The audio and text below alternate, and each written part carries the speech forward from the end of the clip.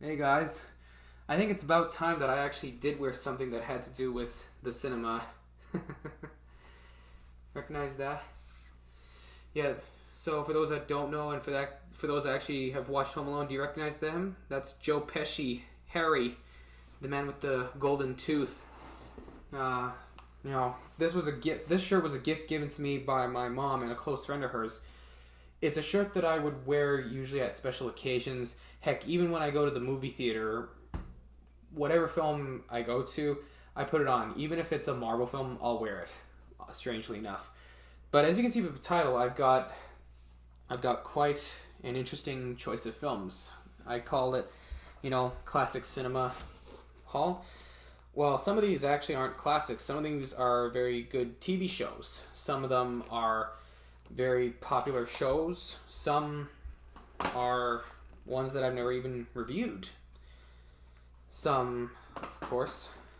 First, let's start off with 8 Mile. I saw this 3 times, and it really blew me away. Like, I didn't know Eminem was that great of an actor. It was different. It was about working hard to achieve your dreams, and sometimes when you realize, you know what, maybe this isn't my dream after all. That was a lesson that I got from this movie.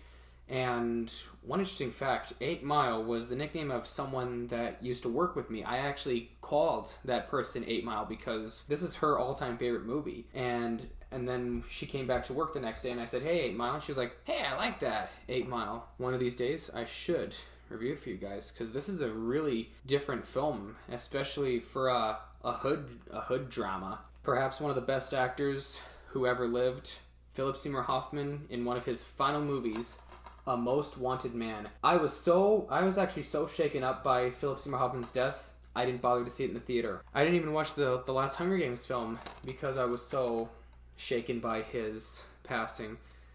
I mean, he was just one of those versatile actors, and he was great in Doubt. He was great in all of his films: Boogie Nights, Doubt, Capote, and Mission Impossible 3. That actually, I think, was his.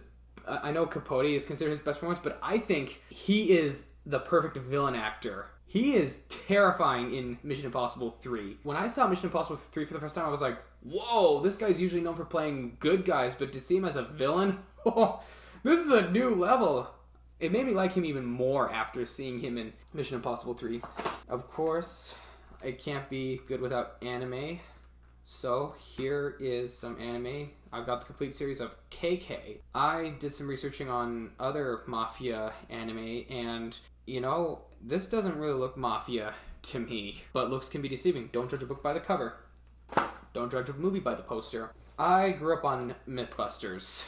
I remember all the explosions they did. And shockingly enough, it's coming up to the end of the 1 year anniversary since Grant Imahara from the Mythbusters, there he is there, that's Grant next to Jamie. It's coming up to a year since Grant passed away from a brain aneurysm, which was a very big shock last year. Of all the celebrity deaths that shocked me, the most shocking one to me was Grant Imahara. He was a very upbeat, happy guy, always smiling in his episodes. I think that's why Grant was my favorite guy on the Mythbusters. Well, I mean, sure, I like Adam and Jamie, but Grant always had a smile. Like, he was always enthusiastic. He was this larger-than-life guy. What could go wrong in an episode? Well, a whole bunch, believe it or not. And I rented this mainly because I remember both Alaskan specials in this episode. And I remember there was one famous explosion where Jamie just went, "Bye-bye!"